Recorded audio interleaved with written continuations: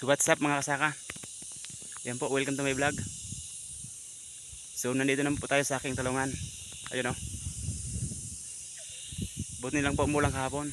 Ayan. Nakapag-apply ako ng abono. Ayan po, nag-abono tayo ng talong ngayon.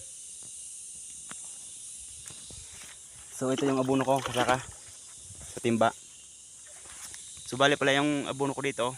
Isang latang abono. Tsaka 16 liter na tubig. Tutunawin lang po sa timba. Ganito ako mag-apply ng abono kasaka.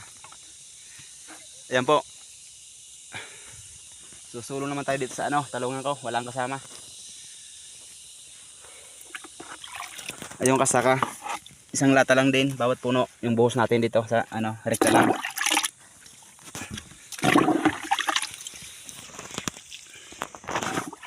Yan o.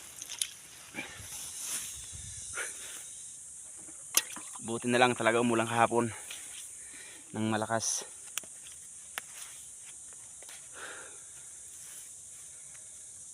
Ayun o, dami pang bunga.